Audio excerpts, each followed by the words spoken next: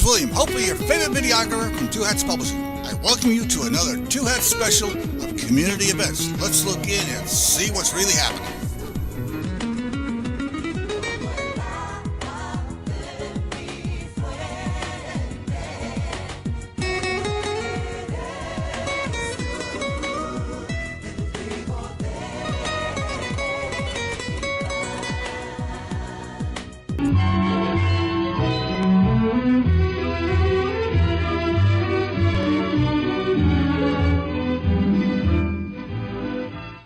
And welcome to Lambda Weekly. I'm Dave Taffet, and I'm here with Lerone Landis and the early Patti Fink.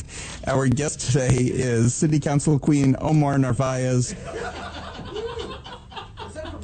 I like that promotion. I want my crown. You know, as a government official, yeah, that microphone's I'll talk into it like this. back. Yeah. You know, you have your crown on your head already. That's right. The Houston Astros world champions. I get so much grief for wearing this Houston Astros hat. I give you love. Thank you, Lerone. Thank you. Me too. I was born and raised there. Yes. So.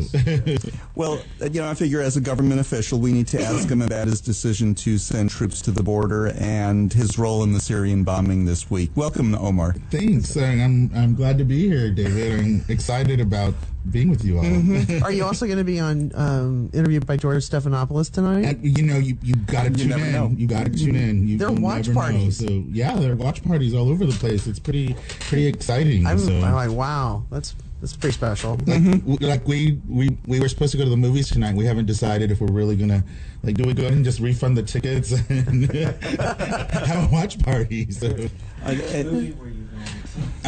What it's called? Love, Simon? No, it's a scary movie, A Truth or Dare. So, yeah, you're one of them. No, I'm not.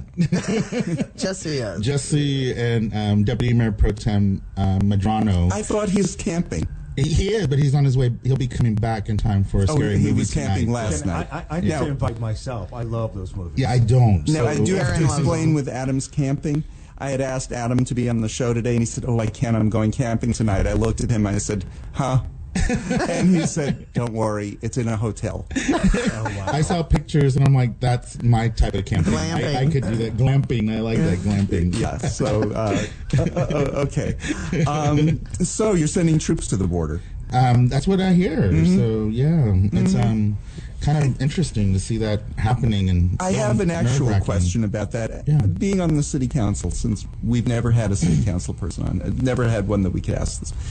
Do you get briefings on something like that? It does affect cities in this state. We do not. It's one of those things until something actually affects the city, then that they'll brief us. There's certain things that we could ask if we knew something ahead of time, but we don't get the briefings that you would think on national security issues and things of that nature. Now, if there was something that we knew, I'm sure like right after 9/11, the councils were briefed on how to be prepared and what preparedness tactics the city was going to take. But something like this, no. I can imagine with like Ebola, you got better updates at home than you would have gotten in office. Let me tell you, I with the Atmos Energy gas explosion that just happened, a little over a month ago, it just has started happening right after the last time I was here. Right. And with that, it really shocked me how fast Facebook, Twitter, Nextdoor were versus the information we were getting from the city was moving as fast as it could, but what people don't understand is there are so many moving parts to get the Office of Emergency Management going. They're excellent at what they do. I mean, I am so proud of what our OEM department can do. It's just that we know things so quickly out here in the in real time that the city is you have to react to it, and you can't just if you put the wrong plan in place, it can make things even worse. And you really are in the spotlight real time. Yes, you really are. And that was something that's like, with Atmos, the good thing was I had great communication with them personally, so I was able to get as many of those answers needed for people that we just weren't ready. They weren't ready to release in big formation as far as the biggest plans, the overarching plan, but the small details were the things that it's like, yes, this is okay, or no. It was things like, where do I put my trash? because that's what the city does. That's what we do really great. We pick up your trash. So it's like, well, we had a plan, we're not going to be in the alleys anymore. We're going to do curbside service, or, things about the roads and this, people's sidewalks and those things that we do day to day. We were able to, get the answers for very quickly. It was the other things like, are they going to dig up my yard? How the replacement of the pipes? How does it work? The maps, all of that, which isn't really what we do, but we reacted to it and we were able to get Atmos to come along with us. And for those that are really interested in Atmos, the full council will be briefed about Atmos and by Atmos and everything that happened this coming Wednesday. So 9 a.m. City Hall. Either show up and be there in person or the briefing room, briefing room. Or you can watch it online, or of course on public access television, and you can also listen. I always forget the radio station, but you can listen to WRR. That's right. You can listen to it as well. It's our highest rating day during the week. So, So going back to the border patrols being deployed, do you think it would be different if Dallas were a border city? Yeah, I do think it would be different if we were on the border. Houston or Corpus or some of those cities? Yeah, I would think that, cities like in the Rio Grande Valley, probably got, a little bit different update. Right, where they're more likely to have Republican mayors. Well, I'm not accusing anybody of anything.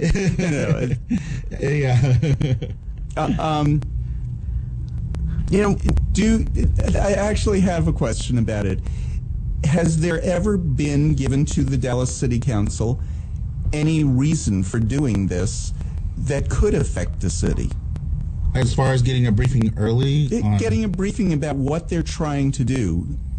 We know what they're trying to do. They're trying to stir up something that isn't going on. Mm-hmm. Border crossings are at a 40-year low. Right, 40-year low. So, so we're going to protect the border more because everything is illegal. Crossings are they're not happening. He's even said that he needs an event. He needs some sort of disaster event because he wants to bring the country together, and that we're best when we're suffering. Oh wow! Something needs to happen. Wag the dog. There's something wrong. There's one piece missing with that. Okay, so I think most of us would agree that attacking chemical production sites in Syria might have been a good idea. If that's what happened, that's our side of it. That's not the other side of it, but that's what we're saying we did this week, right? Mm-hmm. Did you see his speech? No, I did not. Okay, it was a short speech. He said all the right things. He didn't write the speech, but no president does. I mean, Obama would take the speech, and as he's walking in, he's still making corrections to it and changes to it. Trump stayed on script. Yeah, he stayed on script. He started at the beginning of a line and went to the end of the line, and then he went back to the beginning of the line and read the next line. And then he went to the beginning of the line and read the next line. And a couple of times he waved his hand to show that he was really involved in this speech.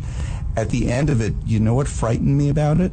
Not that he didn't say the right things, not that I don't have full confidence that he had nothing to do with this other than say do it. It was a military plan. And it also involved the United Kingdom and France, which tempered him. What frightened me about it was I don't think he had any idea what he was saying. I don't think he understands what the United States actually did. And it's probably the most important thing that's happened during his presidency.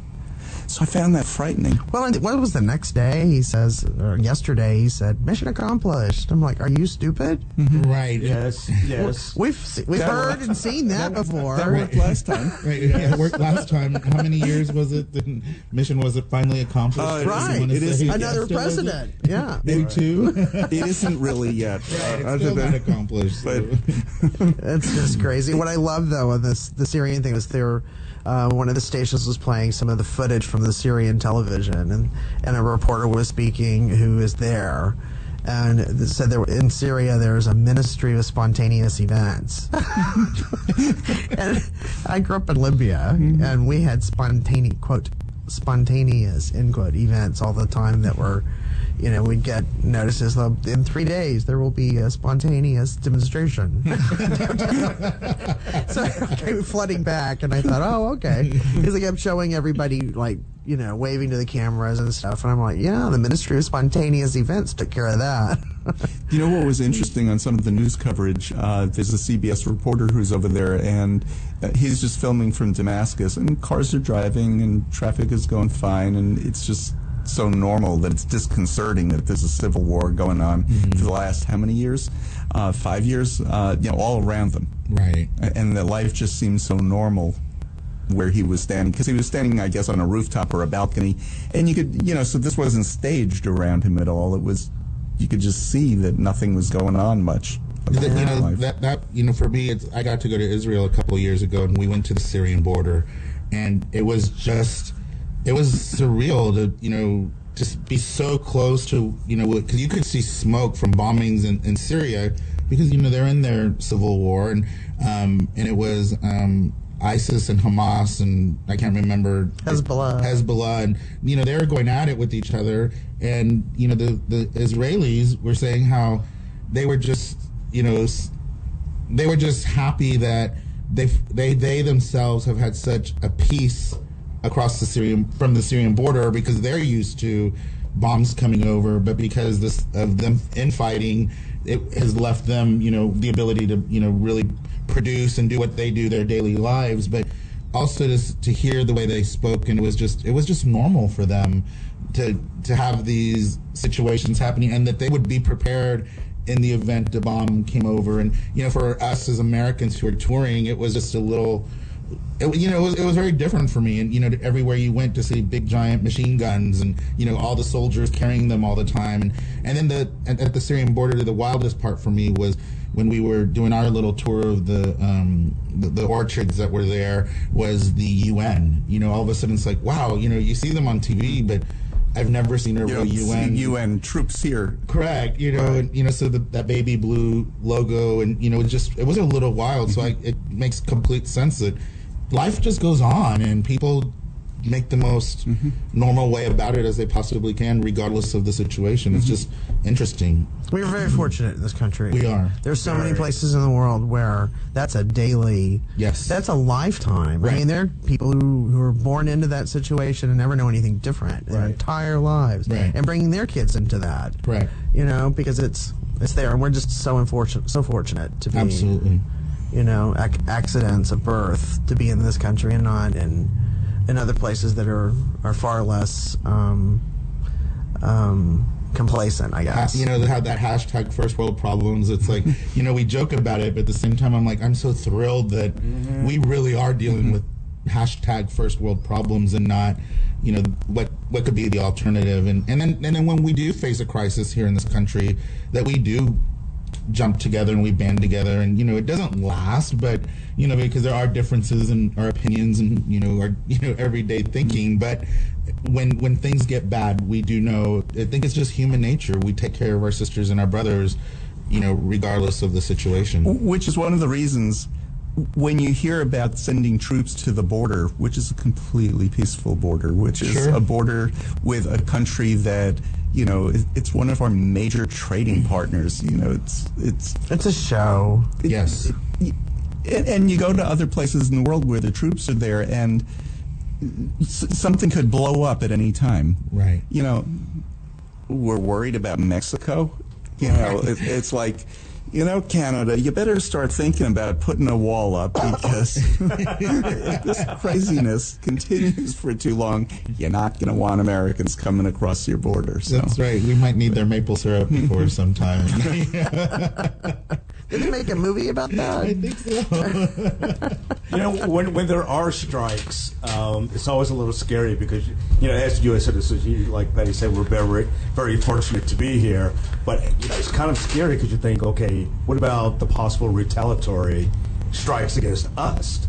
Are cities, not briefing, but are you kind of like, should you let the community know, be on high alert about something like that? I think the state is more that would, give us any preemption or let us know something was going on. So, I'm sure the Fed and the state are the ones really talking to each other. So I'm sure Governor Abbott and, the team that takes care of that type of response, the National Guard, are probably the ones really on more alert than, and then if it comes to the cities, and again, it's because we're very safe, we're a very safe country, and for something to get here, I mean, it would be an act of war. That would be like a true act of war. We would, be all hands on deck. Mm-hmm. But, and that's also one of the great things is, that I love is that, we do feel safe, everywhere we go. Except for that harrowing event a couple of years ago called Jade Helm. Right. That was rough. Right. That was, people were on the edge of their lives, what's going on. Well, see, leave it to Obama to do something like that for us. Have you Thanks, ever, Obama? Yeah, thanks, Obama. Have you ever gotten an FBI warning, though? An FBI warning? Yeah, because I have. Right after September 11th, we got a call from somebody who had talked to the FBI, and our synagogue, it was Rosh Hashanah right after a week after September 11th, and they said, we don't have anything direct. It's not a threat against you. However, if they were to get not just the synagogue, but also a gay synagogue, it was 2001 when we were beginning the big fight for state constitutional amendments to ban the threat of same-sex marriage. They said you might want to have some security there. And the police department came and provided security for our services. So, it's disconcerting when you get a call like that. But, it wasn't a threatening call. It wasn't it was just a very nice call that they're just looking at targets around the country, and we were considered one of them. So, you're listening to Lambda Weekly on 89.3 Knon FM. I'm Dave Taffet here in the studio with Lerone Landis and the late Patti Fink, and our guest is City Council Queen Omar Narvaez. I expect my crown. Get it? We're fooling around with the equipment over here and not putting the right things in the right machine. Dave Taffet here in the studio with Lerone Landis and the late Patti Fink. First time we've been all together in weeks yeah. and weeks. Life has happened. Yeah, Lerone, your dad's doing better. My dad is doing much better. Thank you very Patti, much. your sister is doing better. So she's doing good. Good. Yeah. Omar, your council's doing okay? We're doing pretty good. Good. We're doing better than last time I was here. So. At the beginning of the show, I recognized that Omar has Houston Astros hat on, and so I didn't know that you were from Houston. So now I like you a little better now. Awesome.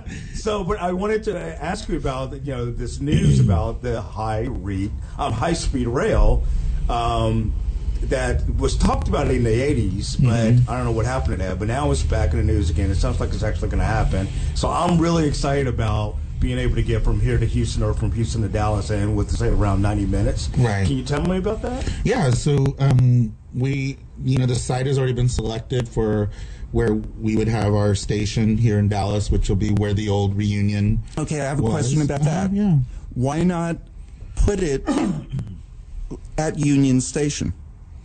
It's not big enough, and that's a historic building. So we would have to go into the hotel, and it just doesn't work. Oh, okay. And it'll be a different line. Well, the station will have a connector to DART, so that people can get out. They get off the bullet train. But it's more head over like to at the DART Cedars station, isn't it? Right? Yeah, it's going to be more. It's in the Cedars, so it's going to be really fantastic, and we're really excited about it, and I think it'll be good just to have a extra layer for folks to go to want to go to Houston. And, now it's but how do we now include do we get it to go through Austin and San Antonio, or some people are talking a Wishbone, and so some folks are trying to change it at this point, but Dallas is one of on the map, so we will have a station. Dallas and Houston both are definitely on it. Dallas and Houston both. Now Houston, the issue there is they're wanting their station to be a little bit closer to That one's dumb. Yeah. They want their station all the way up in North Houston, so you get to Houston, like by Hawk, you're like in the middle of International. nowhere. I know exactly where they're wanting to put it. Yeah, It used to it's- be a mall. Well, the Right. mall is still there. Right. We used to shop there when I was a kid. Yeah. But it is big. Sure. It's a lot of space. But what do you do if the point of taking a train is so you get out of the train, you're downtown? Right. You're Right. not. And Houston has, I So- think it's 6 stations on their silly little light rail Right, thing. right. From It doesn't get you anywhere. It doesn't. From the design that I saw, the preliminary design, they would actually build another line, their city line, to there. Right, but I think But yeah, I see what you're saying. because you have to have rental car where we're like with ours, they don't have a rental car stations. You know, the access to DART. You know, Line bikes. I'm sure we might have a storage facility there for all of them. So maybe there's a battle between OFO and Lime. Who gets is it the green ones or the yellow ones? But I think there's plenty. So if you want to get off the train and ride the bike, But they're really two plans You know kind what? of emerging. I'll Yeah. talk to my friends over at Lime Bike. They need to put in high-speed bikes. Well, we Bullet just bikes. killed Bullet that. bikes, So Bullet bikes. we just killed that for now. So No, the electric bikes and scooters, not the council, but the committee on mobility just voted to not lift the ban on them in the city of Dallas. And I think the reasoning was exactly right. We haven't fixed bike share yet, gotten bike share right. How are we going to add this new electric bike and electric scooters that can go up to 15 miles an hour into the mix? Like, we haven't gotten the first part right. Let's get the first part right, and then we'll. Well, phase Erin has a Razor. I saw an it. an electric one, and she heard about that the other day, and that the ban is still in place because she bought it specifically to tool around downtown because Right. she moves between a lot of those buildings a lot of times. Right. And it's just one of those things that makes it easier. And so when she heard the news, she goes, "Thanks, Omar." Yeah, wasn't. I just told her. I just told her the actual ordinance to let her know. I didn't want my friend to get a ticket. So nobody can ride a bike, a motorized bicycle downtown? Electric or an electric scooter. That's Even if correct. it's your own? Motorized. That's correct. It's illegal. It's against the ordinance, city ordinance. Oh, We're the only major city to have that ban in the state of Texas. So Interesting. Why? Okay. I thought it was a ban on the bike share companies doing that. no. It's ban on the electric and the electric scooters. So and they did bring them so that we could kind of test them and see what they felt like. And we all asked because we want to make sure we're not violating the ordinance. And so we did. Because it was a briefing, we got to partake. And as long as we stayed in a very small radius outside of City Hall, and I mean they were fun, but I had a lot of questions about safety and who's liable if if this situation happens or that situation happens. So and I'm not on the transportation committee that and did basically, I won't say killed it, but they just said we're not going to move forward with this until we Fix the bikes. fix the bikes, and I think that's the right call for right now. So speaking of bikes, we were talking about high-speed trains, which of course lead into bikes. Yeah. It's Well, like I the was same going sort to of say thing. a thought about the train thing. So there's really two plans by two different entities. One is sort of a consortium with Japan, a company in Japan, and that technology. Who've had a high-speed rail for years. Yes. Oh, yeah, decades. They've mastered it. They have. They have the magnetic levitation trains and stuff. And then there's another one called Texas Central, I believe. That's another approach. Aren't they a partner with SNCF, the French It might be. But, so. high-speed train? Yeah. Yes, But here's- it's the French one. And they've had high-speed. They were the first TG Très Grand Vitesse. TGV was the first high-speed train in the world. and that's what's the big deal about the United States. Is this would be the first bullet train in the United States, and that technology would be the first technology of its kind in this country. And as a result, one would expect the federal government to then set standards for that technology once it's here. And so those competing technologies are what's at stake here. for them. Right. So they're Right now they're we're on the- incentivized big time because we're the closest in the country. Right. Can you believe it? To getting a bullet train. Yeah. And it might happen by the time Gabrielle has kids. That was my big question. What is it? Is there a completion date? You know, Inside- I don't know the answer to that. I know there is I don't one, know but that they've it's- even it's a- decided which one we're doing yet, so it can't be a completion Well, if we date just do still. the bullet that is the one everybody that kind of was the first to come around. It's like a lot sooner than we think. Like I think it's before 2025. Like like you could jump. I think it's like 23 or 4. You could jump on the bullet train. Okay, so and there's go. this big question about right of way and where it's going to Right. go. Okay, when you're going to Houston, the most direct way is down I-45. Why can't it be right along that corridor? There are some places where there are roads right up to the highway, but so much of that corridor is open land. Sure, yeah, Why can't it be just along there? Well, there you have. Yeah, I'll let Patty. Looks like she knows the answer, so I'm going to let her. Well, we've been and Aaron's been in a lot of these meetings. Yeah. But one of the things that we notice when we travel 45 is we always stop in Centerville, and the one of Buc-ee's is already there. the Buc-ee's is in Madison, Right. Madisonville. Well, that needs to be Centerville. But we a get train the stop for the high-speed train because Exactly. I don't care how fast you're going, you need to stop Stop at at the Buc-ee's. train station has to be in Buc-ee's.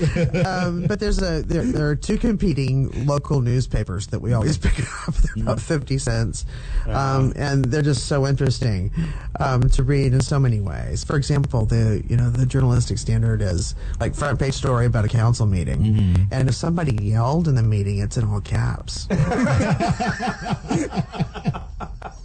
It's you get $1.50 to get both papers, and it's so worth it, believe me. But one of the things we've been reading in there in our trekking back and forth on 45 is that there's a sentiment, at least reflected in the papers, that you should not sell your land for the bullet train easement.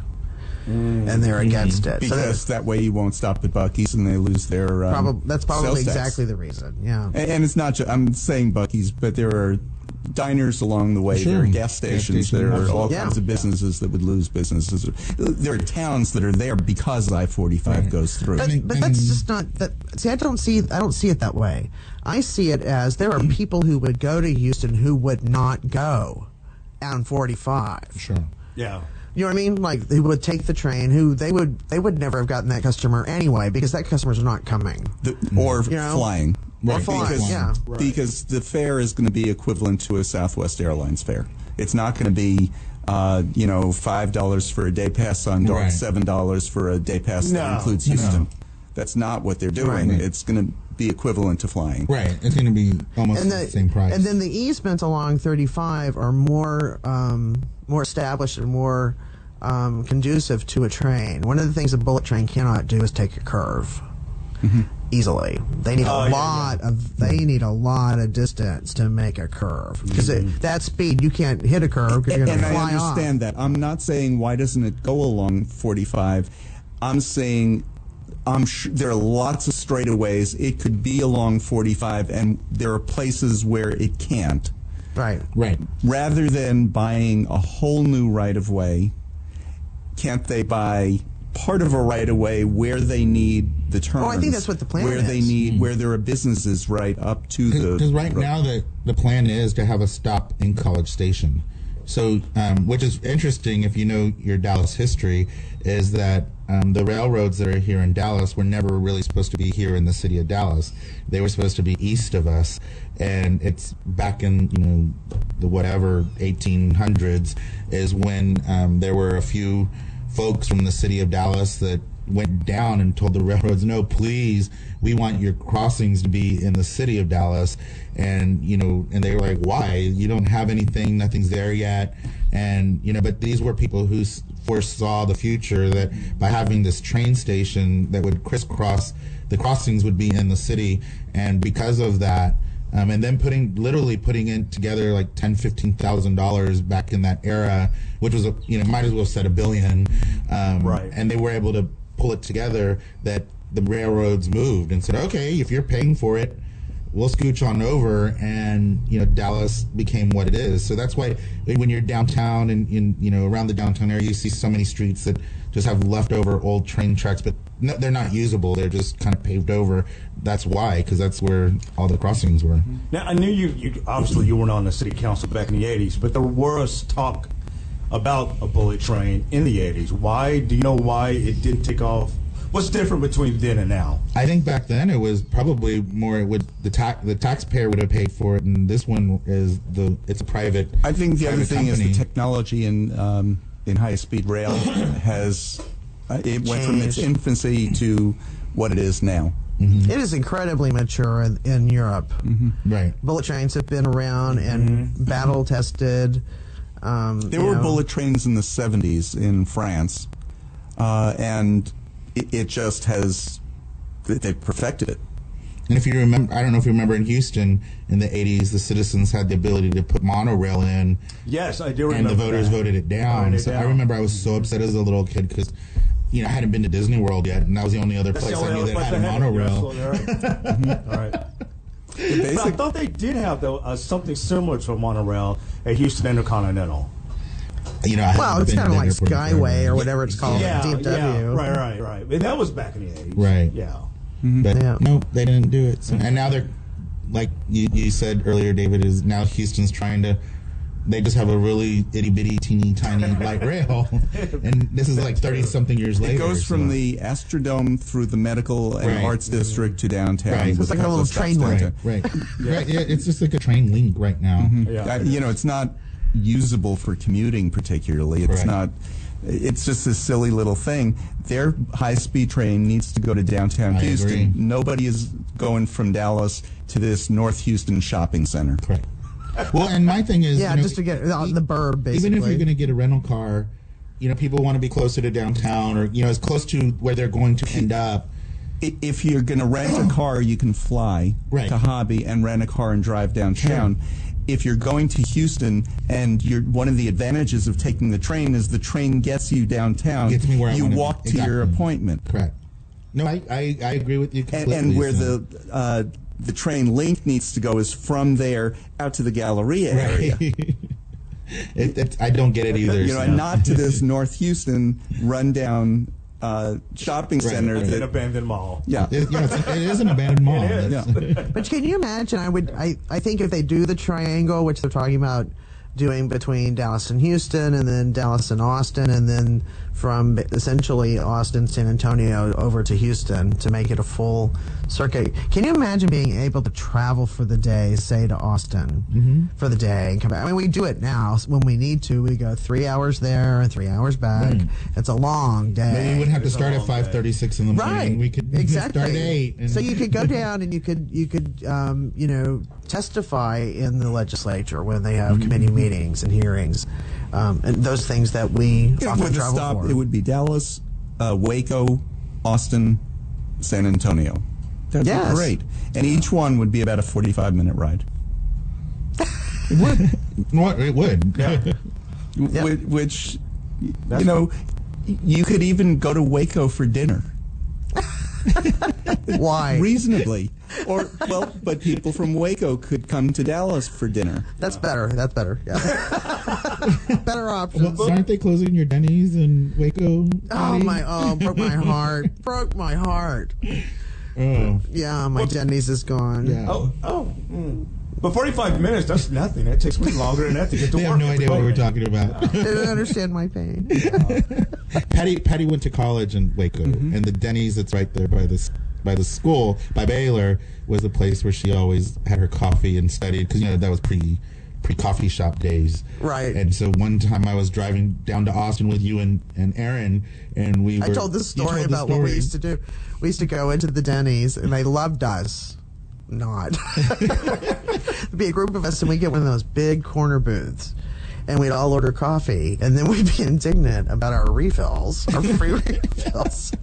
We'd study and stuff, and then you could tell they were getting frustrated with us, and as well they should. We were camping out basically at one of their big tables, and then we'd say, well, we want to order dessert. Finally, they'd perk up, and they'd come over and pass the menus, and we'd get one with like 6 spoons.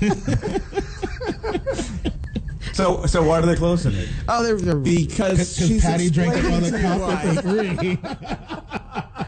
Oh, they're mowing it down to probably put a They never gentrified recovered condos. from subsidizing Patty's coffee drinking. Dude, funny.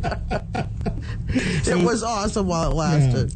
So Aaron and Patty told me that every time they passed it, Patty has to tell the story. Yep. And so then when I would drive past it on my own, I'd be like, "Oh my God, I just passed your Denny's. I thought of you." So when we passed it the last time, I texted Omar and I said, "Oh my God, it's gone. The Denny's is gone." So now you can't tell that story again.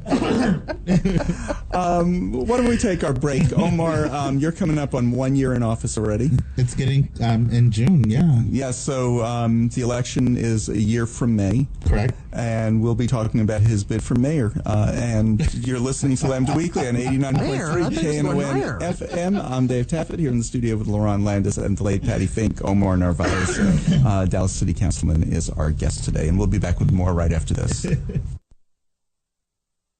This is Rollins Gilliland, and I'm listening to Lambda Weekly on 89.3, and darn glad to be doing it. And this is Lambda Weekly. I'm Dave Taffet, and we're talking to Omar Narvaez. Patty, you said mayor. He's running for mayor, and Laurent just laughed. I thought he would go higher. Oh, okay. Higher. I'm going to do the whole cliche thing and say I'm really excited about being a councilman and want to serve my district. Council Queen. And Council Queen. I forgot about that. And I will be running for re-election in 2019. So. And announced it on as a the council air. member. So. And he announced it on the air. Yes. Scoop it. We got Angela Hunt to announce she was running for governor, but on the air. But we'll still be here. Well, I mean, is there a potential for a late filing? Sure. Well, you don't want to run against Lupe. No, not at all. No, not at all. I think we've got some great qualified candidates running all over the place right now. Census. Yeah, and 2 years or a little over a year, the census time is where you count everybody. And for the first time, the census is going to ask about same-sex marriages, which, I mean, of course, this is the first time that they legitimately could ask about it. But what they won't... No, they could have asked in 2010. There were states that had it. They could have. Well, they did that. Right. They did that crazy interpolation. If you were head of household, and then the other person, the other adult in the household was the same sex, and then they were marked unmarried, and it depended partners. if you were who came on first. So my household showed that we were a married Hispanic couple. Yes, that's exactly it. It had the choice for unmarried partner. Right. So now we're going to be counting, but they won't count gender or they won't count sexual orientation. They won't ask about it anyway. Right. So how does census play a part with the city? Oh man, let me tell you. Not just the city. It's everything. Everything. But we're working. Actually, I just had we had a briefing already about maybe a week and a half, 2 weeks ago, for our Human and Social Needs Committee, just on Census 2020, and then I asked for a personal briefing. So I just had the folks that are in charge of the census for us this year, for the city, and was just asking questions like, where are we at? What are we doing? How are we going to get prepared? Here's the unfortunate part: is the federal government has decided not to give any funding to the cities to run the census. So, only what the census gets in their budget, that's it. So we're on our own to figure out how to, do the counts and make sure we get counted. So what's at stake for the city is those dollars. So, every person that we count, there's a formula, and then we end up getting, whatever it is, $78, I'm just making up numbers, but per person that we count for those federal programs that we then disseminate throughout the city of Dallas.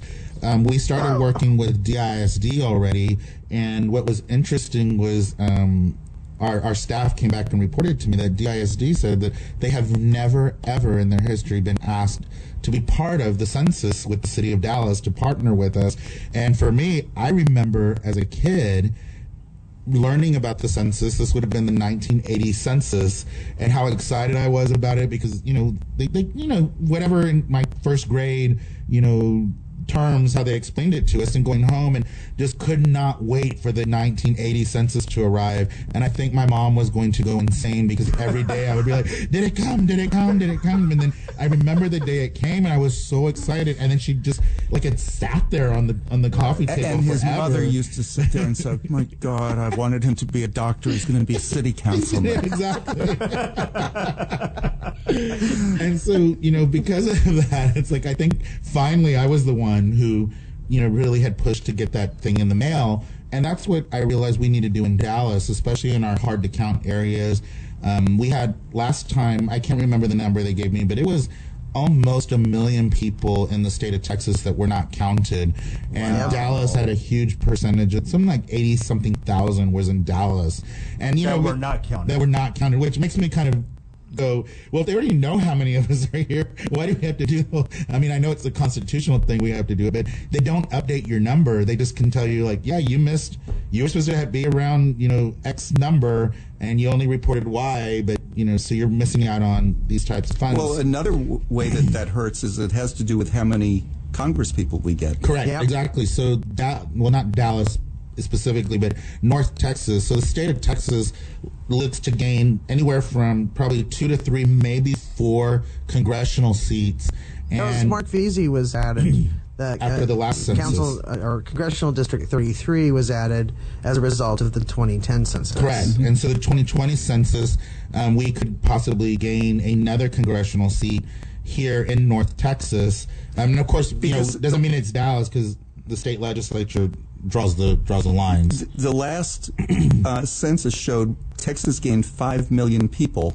Right. That's the largest gain any one state has ever had in any decade, Right. ever, other than maybe California once in its history. And the vast majority of it was Latinos. For Texas. So, and then, you know, then the battles begin. First, we got to count everybody so we get these seats. And then the following year is when everybody fights some battles over district lines. And, you know, if you remember, we're still in court over the 2010 lines. Yep. In the state of Texas. And will be right up to 2021. Right sure. up to 2021. We might have one election with you know, some new drawn maps, and then all of a sudden it'll be time to do. One of these days, when we have enough nonpartisan people on the Supreme Court, they're going to say district lines need to be drawn by computer. I think we have the technology now. Of course we do. Well, they have the technology. They definitely have the technology to gerrymander it. They're using computerized Of course, models. of course. And if to you can gerrymander it, Right. the only gerrymandering should be keeping neighborhoods together. Exactly. So that, in other Communities words, of interest. right. Yeah. In other words, Oak Lawn, which has always been gerrymandered right down Cedar Springs in order to cut the effectiveness of the gay vote. And what we did, you know, of course, the first time we voted for single council districts Right. in Dallas, we said, okay, you want to split Oak Lawn in half? We'll elect a gay person that side of the street and a gay person this side of the Right. street, and that's when That's the what we've always done. Well, and that's what when the city of Dallas learned with the community, and it was a good lesson for them because they shouldn't be doing that to any community at all. Exactly. Right. But neighborhoods should be kept together. So there might be some odd lines where, you know, this really is the break in the community. Right. There's a highway here. There's a major street, and you know, this side of Central Expressway shouldn't necessarily be the same district as the other side. If this is where a district break would go, a computer should figure that out Right. for us. It's like, if you think about it, I'm in Congressional 33, the new congressional district, and so I'm, you know, in Dallas. I live in West Dallas, and you know, and congressional districts are big, so you know they're pretty broad, but But you know, they're not as big as a Texas Senate. right, not as district. big as a Texas Senate district or a State Board of Education district, but the other part of my district is in Fort Worth, and it's like, so when you talk about communities of interest, you know, and you know, Yeah, it goes all across the mid-cities. not know goes that. across the mid-cities to That Fort district Worth, is so- one of the few in the country you can't drive through the district because it has to be contiguous. Yes. But it goes through the Trinity River bottoms at Right. one point. That doesn't include I-30, and just to keep it together. Right. So it's like two separate districts with this line. Right. Now there may be a way that they can say, oh well, 80,000 people didn't return the census, because you know the post office monitor has a database of deliverable addresses. Right. and they may say we have, there's a things million. too. Count homeless people. Right, it's hard to count homeless people. What gets missed the most by people turning in their census is children in the home. A lot of people think they don't count the children. It's like, no, you count everybody, even a newborn that's 0 days old. They are people. They are people. It's in the Constitution. That's right. People. Right. You also count people who are not citizens. A lot of people in my building are Chinese, Korean, and other Southeast Asian medical students. I live across the street from Parkland, and they're not citizens. They're here to study. Right. They get counted. Right. Or, even permanent residents, even people that are undocumented. Everybody who, if you're living in the country, at that point we count you, and that's the thing that people have to understand. So yesterday was Zoo Day for districts 1, 2, 6, and 14. I went, and I saw David there. And one of the things we were telling is people were registering. That was kind of my thing. I had made the commitment to start talking about the census, and everybody who filled it out, even then they were like, well, there's 10 of us, but only 3 adults. Do I put all 10 of us? They're just marking a number. And when I heard that, I was like, census. And I was like, yes, you count every single person in your party for us, so we know, just like you're going to do on your census in 2020. Don't forget your kids. And some people looked at me a little funny, but that gave me that 30 seconds to explain the census, so that they start planting that seed in their head for when it is time in 2020. You're talking about how Texas had the largest increase in 1 decade. I just read something not too long ago what they predict. There's a state that's going to have the biggest decrease in the 2020 census. You know what state that is? New York. New York. I was going to say, is it New York? Why are people leaving? New York is really 2 states. There's downstate and upstate, and downstate New York City is growing, and the suburbs are growing slightly, but there's no room really to grow. Upstate is like Buffalo. That's true. When I lived in New York, Albany. Albany has been about the same size for more than 50 years, 100,000 people, and that's what it is. Buffalo was over 500,000 people when I was in school, and now it's 250,000. Wow. Interesting. Yeah. I don't know why it's a pretty city. Yeah. Well, I thought it was interesting when you said that they weren't going to. People who don't know Buffalo. We're going to capture or even ask the question about sexual orientation or gender identity. And had it been a different administration, one of the things we were looking forward to was they would finally ask the question in 2020. Right. And people could, it still would probably undercount because people don't want to tell the federal government that, that come discriminating against me if there aren't protections in place. Right. But a lot of people would. A lot of people would answer the question, and we could say there are at least X many. And so people know that the federal government is not allowed to use anything from the census for any reason, with the exception of those demographic, just getting count information. They cannot, Omar lives at this address. Right, you can't associate a name with it. So if somebody marks that they're, this, let's say, because there's a lot of families that are mixed status that have undocumented people living in their household, and so they're afraid to either fill it out or they'll undercount the household. That cannot be used. All of a sudden, the federal government can't say, oh, we found out there's undocumented people living in this house or that house, or whatever questions they ask. They cannot turn around and use that against the people answering the questions on it. But from what I hear, it's going to be a short form. I do know that they did adding the "Are you a citizen?" question in the short form, which is really horrible. And so with the Constitution, but there are many states who have already filed lawsuits saying they do not want. I mean, it's a big list of states that are joined together to now sue. And then here's the craziest thing about the census: the president still has not appointed the director of the census. And this should have been in other administrations a couple of years ago. Like literally when he took office, that should have been one of his first appointments, because this is a big deal for the country. It's spelled out explicitly in the Constitution. In the Constitution, exactly. Like when senators get elect or up for election, that's spelled out: Class 1, Class 2, Class 3. So nobody is technically nobody is, there's nobody at the top running the census at this point. Oh no, go ahead. I was just going to say one of the reasons that happens though is that if you have an acting director, if there's the spot's not filled, the acting director doesn't have to go through any sort of confirmation by the Senate. So in fact, if they hire underlings and then promote them, then Trump doesn't have to deal with having people rejected. So just going back to the point you brought up, that we talked about it earlier, but that they're not going to ask about sexual orientation or gender identity. Correct. But aren't they going to ask about just gender in general? Are you a male or female? Wouldn't that cover it? That's usually on there. That's usually on there. Because last time they were asking gender, so the only way they put together that you were a same-sex couple was if you were both of the same sex. But is it a binary answer? Are they accommodating for intersex people? Are they accommodating for transgender people? That's what I'm getting right. Yeah. And if it's, we have the same thing in healthcare. We deal with that in healthcare IT. It's not an M and an F, and that's it. You should be able to, indicate that you're not one of those, right. Fixed boxes. We only have a couple of minutes. There were 2 lawsuits that were settled this week, and they were both interesting, both in Houston.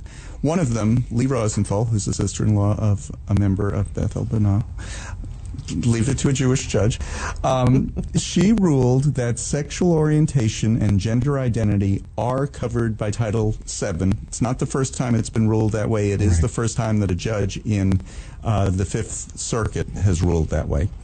And what was interesting about this case is she also ruled against the plaintiff. So the ruling, which is very odd to get rights when something is denied, when you lose a case. So the case was, I wasn't hired by this company because of my gender identity, because I'm transgender. And the ruling was, if you had proven your case, you would have been entitled to damages, but you didn't prove your case. Right.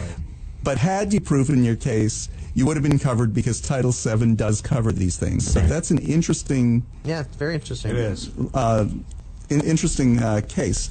The other one is that, and this had been previously ruled on, it was that Houston city employees who are in a same-sex marriage are not entitled to the same benefits as Houston city employees who are in an opposite-sex marriage, because the Obergefell decision doesn't include that. Except that it does. In the first sentence, it says that you are entitled to marriage and all the benefits associated with it. That's correct. The benefits include benefits. Right. Literally. But this case is not over with. It's not over. Now, the Supreme Court had already refused to take the case. They remanded it to a lower court. Right. It's now gone through the lower court. What the ruling was this week is that the city of Houston is on the hook for attorney's fees for the plaintiffs in this case. And they what they ruled was the city of Houston wanted to take this to a federal court. They said no. They didn't prove why it should be in a federal court, and they sent it back to except because it's a constitutional question. Right. Why should it be in a federal court? Because it's a constitutional question that revolved around a U.S. Supreme Court ruling. So basically, it's got to work its way back through the courts. Correct. So it goes next to which court? Do we know? Is it it's a state district court. It's in the Southern District, so it could be anywhere down there. So it goes to a Texas appeals court. Texas appeals court, or no, a Texas district court. I don't know which one. So just like like our local judges. I think it goes back to like it has to. I believe I might be wrong, but I believe it's that court. It might be the court where it originated. I thought that was the court where it originated, and that they already ruled this way on it. No, when it was procedurally in the first ruling by the Texas Supreme Court that had first said, we're not going to hear this case at all. Right. And then they got calls from Dan Patrick and Greg Abbott, and then suddenly, we'll listen to the case. But it was on I think it was on standing and jurisdiction or something. It wasn't the merits of the case at all. Okay, so now it has to go to the district court. So now it has to start all over again. Exactly. Right. Okay. Really, it has to start. Yeah, it really has to start. No one's really ruled on the merits of it. All we've been doing is going, can it be in this court or that court? Exactly. Who has jurisdiction over which has upset as many people were about the Supreme Court, that's exactly what they did. Right. They just sent it back. But I think this is a great topic, and Lambda Legal should be here next week to Probably. really get everybody through it correctly. You just booked our next guest. Paul Castillo, Upton, if you're out there listening, I know where you're going to be next Sunday.